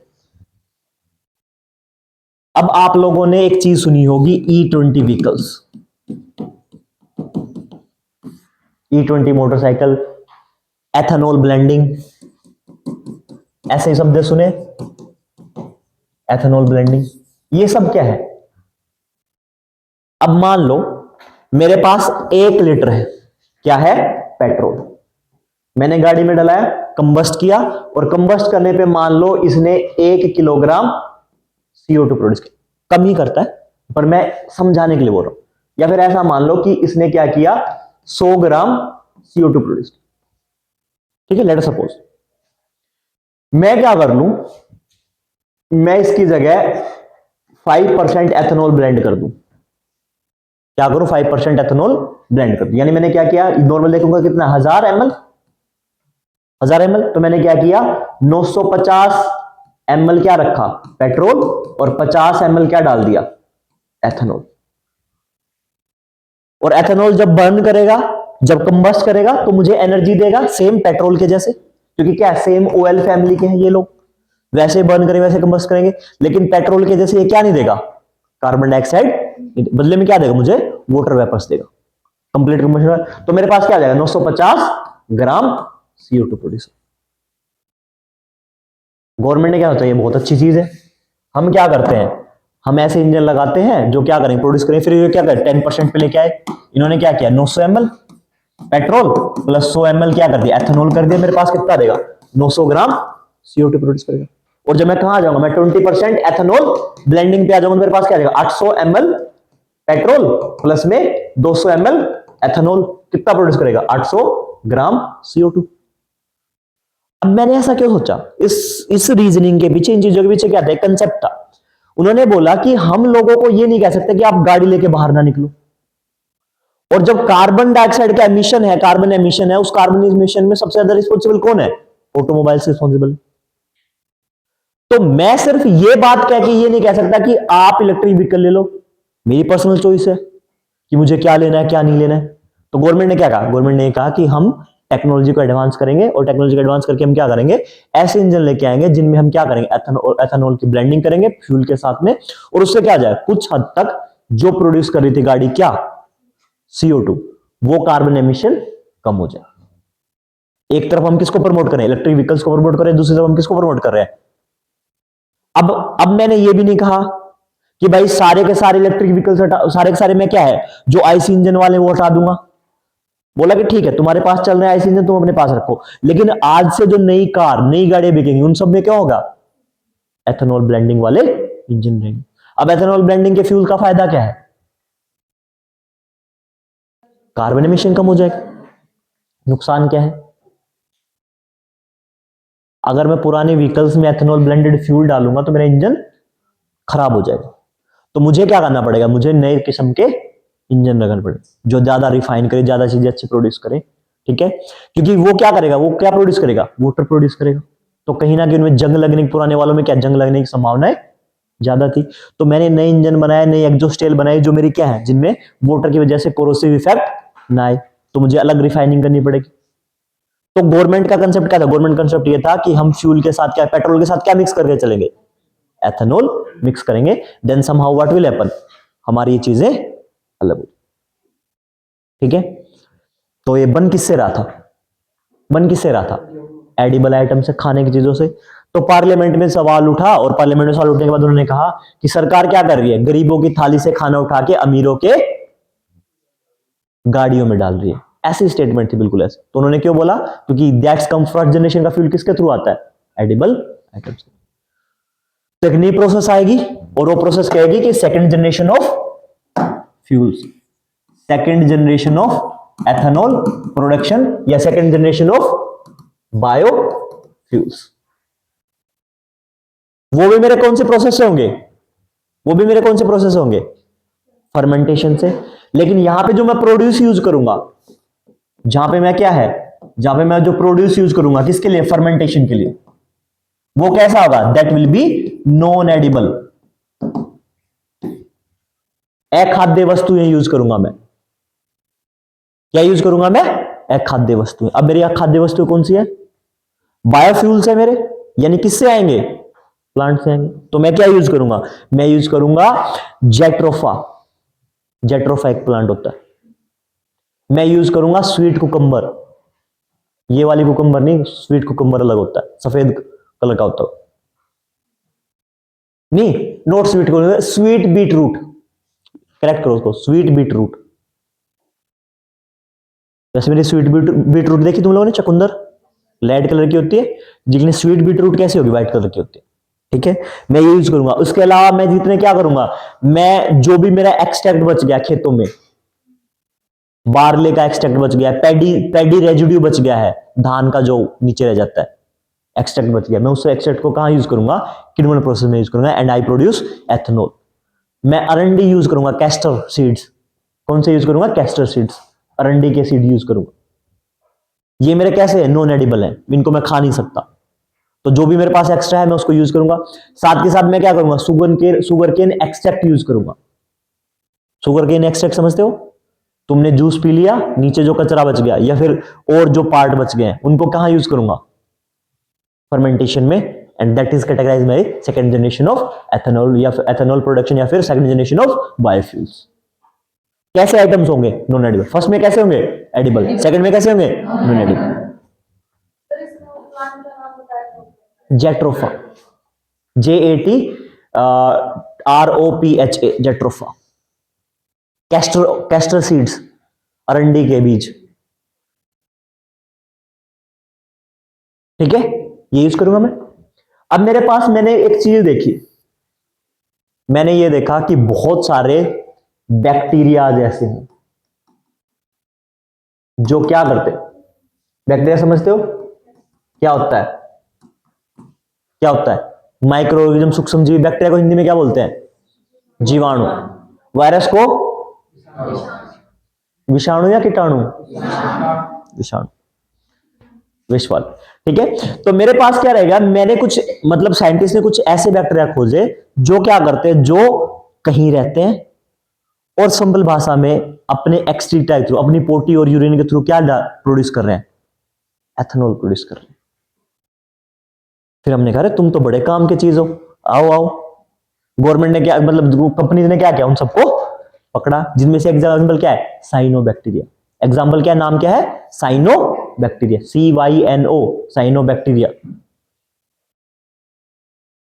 ठीक है, ये तो बैक्टीरिया। बहुत सारी एल्गी भी हैं, बहुत सारे क्या है? शैवाल हैं, एल्गी हैं, शैवाल हैं। ये तो मैं सही बोल रहा हूं, शैवाल। ठीक है, लिख देता हूं। कभी तुम सोचो अरे सर को तो शै और शै में प्रॉब्लम है, और तुम शैवाल लिख लो। शैवाल, एल्गी है बहुत सारे। वो क्या करेंगे? वो प्रोड्यूस करते हैं। कैसे? वो अगर वेस्ट में कहीं पे भी रहते हैं, वो अपना जो भी खाएंगे और एक्सक्रीटा के थ्रू या फिर मतलब प्रोडक्ट्स के थ्रू क्या रिलीज करते हैं? एथेनॉल प्रोड्यूस करते हैं। तो मेरे वो ऑर्गेनिज्म, मैं क्या करूंगा? ऑर्गेनिज्म जो क्या करेंगे? अपने मतलब एक्सक्रीटा या फिर मतलब बाय प्रोडक्ट्स के रूप में किसका प्रोड्यूस कर रहे हैं? एथेनॉल का प्रोडक्शन कर रहे हैं। दे आर नोन एज इस तरह का जो प्रोडक्शन होगा, that production is known as third generation of biofuels या थर्ड जनरेशन ऑफ एथेनॉल। पढ़ लो यार, मुझे कुछ कुछ लोगों से बहुत उम्मीद है, तुम ऐसे हरकतें करते फिर मुझे लगता है कि नहीं, पढ़ लिया करो। थर्ड जनरेशन ऑफ बायोफ्यूल्स या थर्ड जनरेशन ऑफ एथेनॉल्स। कुछ नहीं रखा है ठीक है, थर्ड जनरेशन ऑफ बायो। अच्छा, अब तुमने वो सुना है जीन एडिटिंग? जीन एडिटिंग हम बायोटेक में पढ़ेंगे जीन एडिटिंग क्या, लेकिन जीन एडिटिंग में क्या करता हूं, मेरे पास देखो, मैं वहीं पे पूरा बताऊं। देखो मैं कैसा दिखता हूं, मेरी आंखें कैसी, मेरा स्किन टोन कैसा, मेरी हाइट कितनी है, क्या मेरे पे मोटापा चढ़ेगा नहीं चढ़ेगा, ठीक है, मेरा मैं कितना यंग दिखूंगा, कितना जल्दी बूढ़ा दिखूंगा, कितने जल्दी मेरे बाल झड़ जाएंगे, सब कुछ किस पे डिपेंड करता है, मेरे जीन। मैं कितना इंटेलिजेंट होऊंगा ये भी मेरे जीन पे डिपेंड करता है। पता है इस बात का? नहीं पता? ठीक है, हाँ, तो that's why choose your parents. एक ऐसी बात होगी कि चूज योर पेरेंट्स केयरफुली, ठीक है। नहीं, मैंने एक कॉपी पेस्ट किया है, मैं उनको देख, शशि थरूर जी को देख रहा था, तो उनसे पूछा गया था सवाल कि उन्होंने क्या किया, so many factors are there, one factor is that की you need to choose your parents carefully. बस तुम लोग भी हंस लोगे, बस समझ में आ गया, एटलीस्ट कहने का मतलब ये है कि तुम लोगों को समझ में आ गया डायलॉग। तो मेरे जो हेयर है, मेरा जो स्ट्रक्चर है, मेरा जो तरीका है, वो सब किसके ऊपर डिपेंड करेगा, जी। अगर लोग एकदम से अब एक और चीज है, एक और चीज है, तुम्हें पता है कि हाइट किस पे डिपेंड करती है, मदर पे या फादर पे? पेरेंट्स की भी हाइट होती है, दोनों पे। वेट,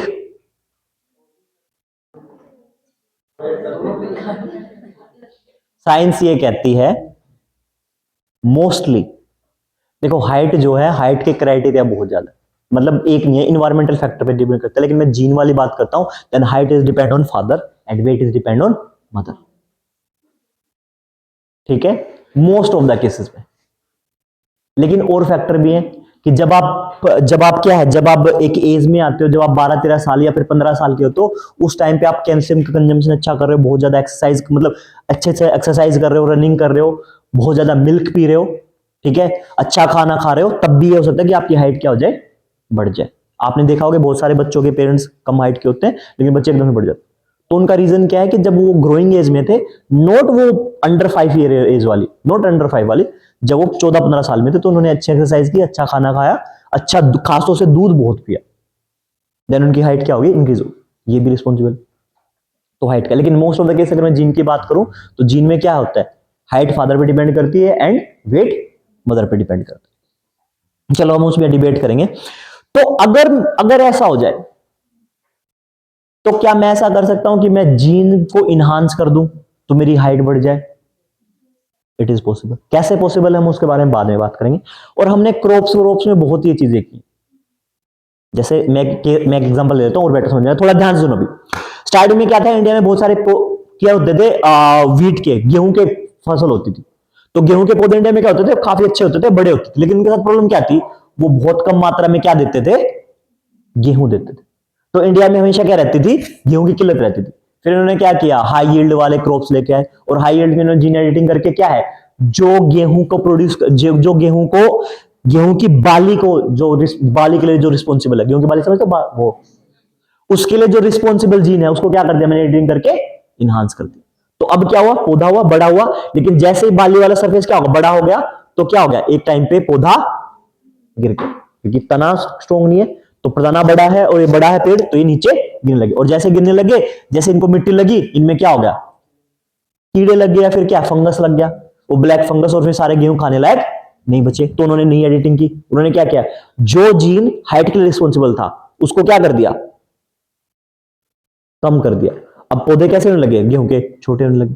अब इन्होंने क्या किया, अब इन्होंने एक चीज और की कि भाई जो, अब पौधे को हाइट बढ़ाने के लिए न्यूट्रिशन चाहिएगा, तो उन्होंने कहा कि जो न्यूट्रिशन इसकी हाइट बढ़ने के लिए लग रहा है, उस न्यूट्रिशन को मैं कहां ट्रांसफर कर दूंगा, उसके बालियों में, या फिर उसके जो ग्रेन्स होंगे, जो ग्रेन्स आएंगे उनमें चेंज कर दूं। ये सब कैसे, इनके लिए अलग अलग टेक्निक है, जैसे क्रिस्पर-cas9 होगी, या फिर कटिंग ऑफ जीन हो गया, एडिटिंग ऑफ जीन हो गया, वो सब। नोवल आम चाल की भाषा में इस चीज को क्या बोला जाता है, जीन एडिटिंग, जीन एडिटिंग। और इसी जीन एडिटिंग के लिए क्या किया हमने, उनको पकड़ा कि आओ साइनोबैक्टीरिया, आओ एल्गी, आओ, बहुत क्या कर रहे हो तुम, बहुत कम मात्रा में क्या प्रोड्यूस कर रहे हो, एथेनॉल। हम तुम्हारी क्या करें, हम तुम्हारी भूख बढ़ा देंगे और तुम क्या करोगे, दबा के एक्सक्रीटा से पोटी या यूरिन के थ्रू क्या प्रोड्यूस करोगे। तो ऐसे क्या माइक्रोऑर्गेनिज्म जिन पे हमने क्या किया, जीन जेनेटिकली उनको क्या कर दिया, मॉडिफाई कर दिया। किसके लिए मॉडिफाई कर दिया, कि ताकि वो ज्यादा मात्रा में क्या करें, एथेनॉल का प्रोडक्शन करें। दिस टाइप ऑफ माइक्रोऑर्गेनिज्म और this type of process known as fourth generation of ethanol production और fourth generation of biofuels. Genetically engineered या फिर genetically edited microorganisms. Gene editing लिखेंगे उसको इंग्लिश हिंदी में भी, जेनेटिकली एडिटेड, जेनेटिकली इंजीनियर्ड या फिर जीन एडिटेड माइक्रोऑर्गेनिज्म्स, जो क्या करेंगे, हमने उनमें एडिटिंग की है और वो ज्यादा मात्रा में क्या करेंगे, रिलीज करेंगे, प्रोड्यूस करेंगे क्या, एथेनॉल। और ये हमारे क्या हो गए हैं, 4 तरीके के एथेनॉल का प्रोडक्शन। ठीक है, अब ये समझ गए ये चीज। अब कहीं पे अगर आपको ये दिख रहा है E5, 4 हो गए ना, एडिबल वाले पहले, दूसरे नॉन एडिबल वाले, तीसरे माइक्रोऑर्गेनिज्म्स वाले साइनोबैक्टीरिया फिर एल्गी, और चौथे जेनेटिकली एडिटेड माइक्रोऑर्गेनिज्म्स वाले। अगर आपको कहीं E5 पेट्रोल दिख रहा है तो इसका मतलब क्या है, एथेनॉल ब्लेंडेड 5% फ्यूल। E10 दिख रहा है तो, और आज के टाइम पे कितना चल रहा है, E20। आप कोई नई गाड़ी लेने जाओगे तो उस गाड़ी पे स्टिकर लगा होगा ग्रीन कलर का, उस स्टिकर के ऊपर साफ साफ, बाइक लेने जाओगे बाइक पे भी हल्का स्टिकर लगा होगा छोटा सा, उस पे लिखा होगा ग्रीन कलर का स्टिकर होगा और उस पे ब्लू कलर से क्या लिखा होगा, E20। ठीक है, मैं हर साल मजाक करता हूं। ठीक है, जब E20 स्टार्टिंग में आया था तो उसमें भी आया था, वो कोई लड़की जाती है पेट्रोल डलवाने, पेट्रोल का कलर देखती कि भैया ये तो गोल्डन कलर का है, I just want pink colour, ये अच्छा नहीं लगा मुझे। तो गवर्नमेंट ने क्या कर लिया, सबका साथ सबका विकास, अब पेट्रोल किस कलर में आने लग गया है, पिंक कलर। सो एथेनॉल ब्लेंडेड जो फ्यूल होगा that's come into pink colour. कोई पूछ भी ले तुमसे कि किस कलर में है तो ठीक है। अब गवर्नमेंट को एक चीज और रियलाइज हुई, उन्हें लगा कि हमारे ज्यादातर व्हीकल्स कैसे हैं, पेट्रोल के, कैसे हैं, पेट्रोल। तो पेट्रोल के साथ हम किसको मिक्स कर रहे हैं, एथेनॉल को। ठीक है, लेकिन बहुत सारे व्हीकल कैसे भी हैं, डीजल। कैसे हैं, क्या कोई आइटम डीजल के साथ भी हो सकता है मिक्स, आंसर इज दैट। अब डीजल की सबसे ज्यादा खपत कहां आती है,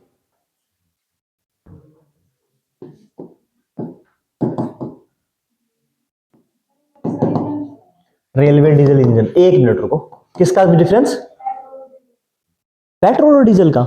डीजल अलग होता है, पेट्रोल अलग होता है। जब हम प्रोड्यूस करते हैं तो मैंने बताया तो था कि एक्सट्रैक्ट, जब हम चीजें करते हैं, एक्सट्रैक्ट निकालता हूं मैं क्रूड ऑयल से, तो मेरा कैरोसिन निकल के आता है, पेट्रोल निकल के आता है, डीजल निकल के आता है। देखो इनके जलने का तरीका भी अलग होता है। अगर मुझे कोई चीज इंस्टेंटेनियसली चाहिए, कि मुझे एकदम से एनर्जी चाहिए, तो मैं उन चीजों के लिए किसका प्रोड्यूस करूंगा, पेट्रोल का यूज करूंगा। लेकिन जहां पे मुझे क्या चाहिए, जहां पे मुझे पावर की जरूरत है, और पावर भी कैसी, लॉन्ग टर्म में पावर है, जहां पे मुझे ज्यादा फोर्स चाहिए, तो वहां पे मैं डीजल का यूज करूंगा।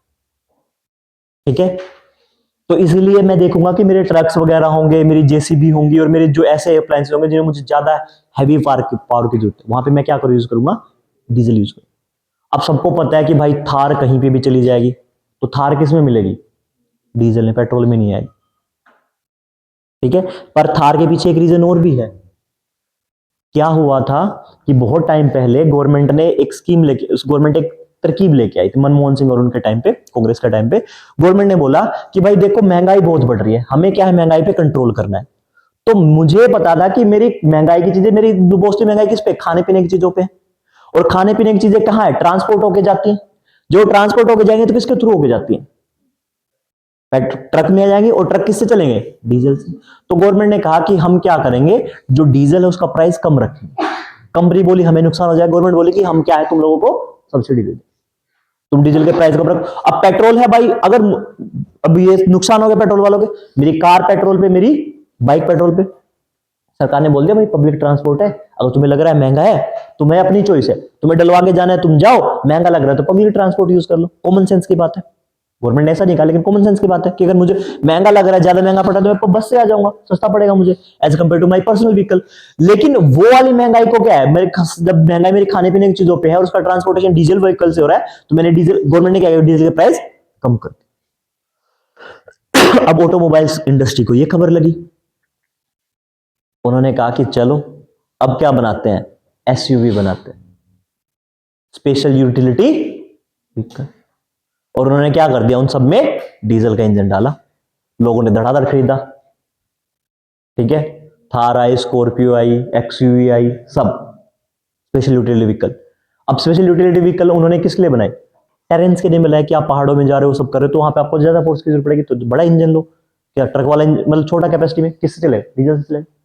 गवर्नमेंट को अब सबके सब लोग कहां शिफ्ट हो गए, पेट्रोल की गाड़ियां बिकी नहीं रही, डीजल की बिक्री। गवर्नमेंट को पता लगा, फिर गवर्नमेंट ने कहा नहीं, बात नहीं बनेगी, हम सब्सिडी कहीं और देंगे, बराबर ले, फिर प्राइसेस क्या हो गए, इक्वल हो। तो ऐसा भी है, ऐसा भी हुआ था चीजें कि गवर्नमेंट ने इन्फ्लेशन को रोकने के लिए ऐसा भी किया था। ठीक है, तो अब मोस्ट ऑफ द डीजल का जो कंजम्पशन है वो कहां होता है, रेल में होता है। अब डीजल जलेगा, डीजल जलेगा तो क्या प्रोड्यूस करेगा, कार्बन डाइऑक्साइड प्रोड्यूस करेगा, कार्बन मोनोऑक्साइड, सल्फर वो होंगे। तो गवर्नमेंट ने बोला कि हम क्या करेंगे, डीजल के साथ में मिक्सिंग करेंगे, किसकी, मैथनॉल की, मैथनॉल। अब एथेनॉल मेरा क्या है, चार तरीकों से प्रोड्यूस हो रहा है। मैथनॉल को जो मैं प्रोड्यूस करूंगा, that will only produce through would. मैं लकड़ी लूंगा और लकड़ी को क्या करूं, फर्मेंटेशन करूंगा, और फर्मेंटेशन में मैं क्या कर सकता हूं, मैथनॉल ले सकता हूं। अब एथेनॉल और मैथनॉल में क्या फर्क होता है, मैथनॉल टॉक्सिक होता है। मैथनॉल कैसा होता है, देखो सारे एक ही परिवार के चट्टे बट्टे, ethanol, methanol, ethanol, all family के पार्ट है, लेकिन मैथनॉल कैसा होगा, टॉक्सिक। और मैथनॉल कहां यूज होता है, they are use in the industries, कहां यूज होगा, इंडस्ट्री। अब आप लोगों ने एक चीज और भी सुनी होगी, अब बात क्या है, बात यही है कि अल्कोहल इसका बिल्कुल सेम कैसी रहती है, अल्कोहल की जैसी रहती है। ठीक है, दिखने में कैसा रहेगा, अल्कोहल के जैसा रहेगा। बहुत सारे लोगों ने ये सुना होगा कि जहरीली शराब पीने से इतने लोगों की मौत, फैक्ट्री में काम करने वाले मजदूरों की मौत। तो उनके पास क्या आता है, बड़े बड़े टैंकर्स में मैथनॉल आके आता है। ठीक है, अब मैथनॉल इंडस्ट्री में यूज होगा, वुड से बना है। अब उनको आई स्मेल वैसी, स्मेल आई वैसी, तो उनको क्या लगा कि भाई ये तो वो है। अब वो क्या करे, चोरी करके घर ले गए, and then they consume it, because उन्होंने साइंस आपको वजह से पढ़ी नहीं। एथेनॉल, मैथनॉल, मैथनॉल का कंजम्पशन क्या है, मैथनॉल टॉक्सिक है, और कंजम्पशन करने से क्या हो सकता है, डेथ हो सकती है। तो फिर उन्होंने कंज्यूम किया, और कंज्यूम करने के बाद में they will die due to the methanol toxicity, methanol toxicity. ठीक है, देन व्हाट आई गेट, अब देखो मेरे पास, अब गवर्नमेंट एक स्कीम लेके आई है, 15% of methanol blending in diesel. ठीक है, और कौन लेके आया है, इसको लेके आई है इंडियन रेलवे। किसने प्रोड्यूस किया ये, इंडियन रेलवे ने। अब देखो इसमें क्या होगा, इसमें 74% डीजल होगा मेरा, 74% क्या होगा, डीजल होगा। 15% मेरे पास क्या होगा, मैथनॉल होगा, एंड रेस्ट जो मेरे पास बचा है कितना, 16%, 16 के 11% समथिंग बचा है, यस 11, वो होंगे एडिटिव्स, जो सेम कैसे मैथनॉल एथेनॉल के जैसे काम करेंगे। और यही सब किस में डलेगा, रेलवे के इंजन में, डीजल इंजन में। मोस्ट ऑफ द जगह हमने कहा क्या यूज कर लिया, मोस्ट ऑफ द जगह बिजली वाले यूज कर रहे हैं, लेकिन जहां पे क्या है, जहां पे अभी भी डीजल वाले इंजन बचे हुए हैं, वहां पे हम क्या कर रहे हैं, हम ये। एंड इसके साथ इंडियन रेलवे के साथ किसने रोल किया है, that is a company IOCL, Indian oil and corporation limited भी यहां पे थी। लेकिन सारा का सारा किसके अंडर में था, that is used under the Indian railway. ठीक है, रिसर्च एंड डेवलपमेंट किसने किया, इंडियन रेलवे। एडिटिव्स वगैरह के मामले में क्या, एडिटिव्स वगैरह IOCL ने दिए, Indian oil corporation of India. ठीक है। एथेनॉल E20 का मतलब क्या हो गया, 15% मेथनॉल ब्लेंडिंग क्या है, क्लियर हो गया। कोई डाउट है किसी का, बताएं। इंडियन ऑयल कॉर्पोरेशन लिमिटेड, हाँ, इसमें रिसर्च एंड डेवलपमेंट जो कंप्लीट की है वो इंडियन रेलवे ने ही की है अपनी अलग अलग बॉडीज के थ्रू। लेकिन जो एडिटिव्स हैं, ये रेस्ट वाले एडिटिव्स जो 11% एडिटिव बचे हैं, ये 100% चाहिए ना मुझे, ये दोनों में मिलाऊंगा तो कितना, मेरे पास 89% हो गया। बाकी जो एडिटिव्स है 11% वो किसने दिए हैं, आईओसीएल।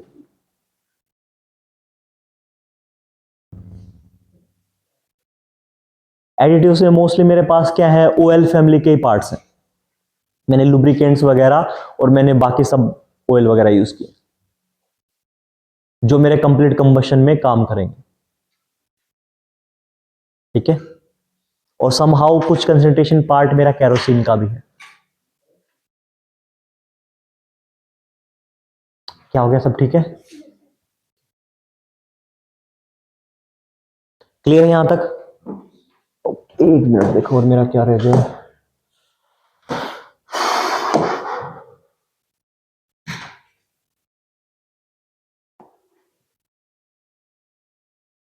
ये फोटो मैं आपको भेज दूंगा, लद्दाख पुंगा वाली ओशन थर्मल लिथियम आयन। ठीक है,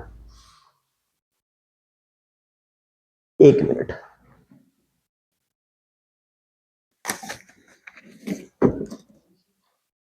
होमवर्क लिखो गाइस एक,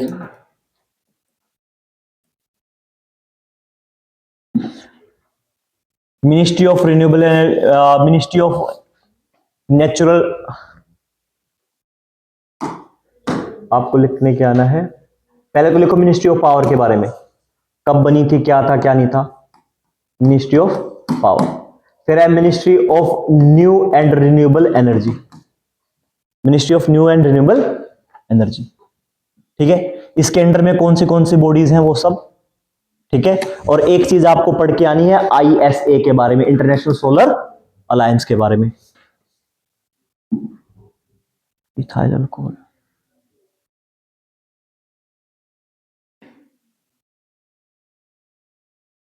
ठीक है। एक आपको पढ़ के आना है NISE के बारे में, national institute of solar energy.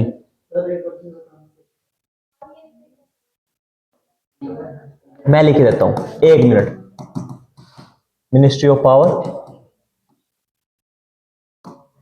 मैं एमओ लिख दूं, मिनिस्ट्री ऑफ का मतलब ministry of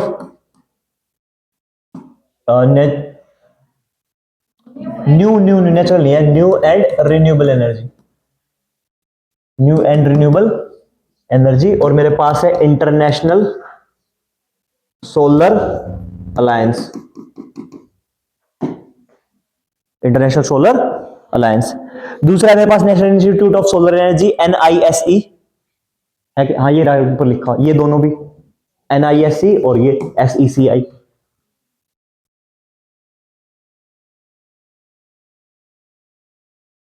NISE national institute of solar energy, दूसरा SECI।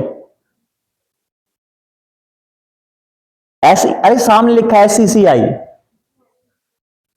Solar energy corporation of India limited. पहले ये किसी और नाम से थी, बाद में इसको चेंज किया है।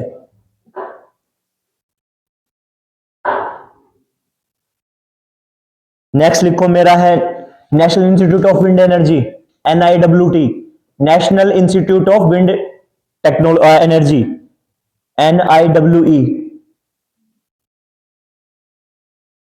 सुन लो पहले, दोबारा मत बोला करो, जब स्टार्टिंग बोले तब क्यों नहीं सुनते हो।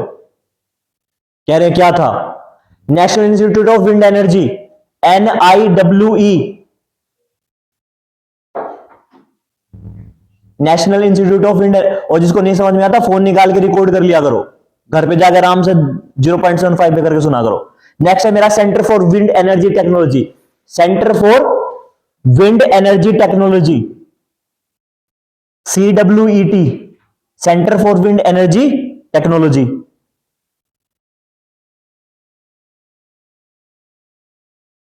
और एक है IRDA, IREDA, Indian renewable energy development agency, IREDA, Indian renewable energy development agency. बहुत इंपॉर्टेंट है। लिख के लाना है, खुद ने लिखना नोटबुक में लिखोगे कुछ समझ में आएगा। एंड सेकंड, उसके बाद में जगह पे लिख लेना, हम इनको डिस्कस कर लेंगे बाद में। और जो मेरा कैटेगराइजेशन है मैं वो कैटेगराइजेशन भेज दूंगा, कितना कितना लिमिट था, ठीक है, कितने गोल थे इंडिया के, कितने सब कुछ थे, ठीक है। हमारा ये लगभग हो गया जो काम की चीजें थी, बेसिक बेसिक। अब मुझे एक बात बताओ, नोट जो भेजे हैं देख लिया आज वाले, पढ़ाना। हिंदी मीडियम वालों को मैं अभी भेज दूंगा थोड़ी देर में, ठीक है।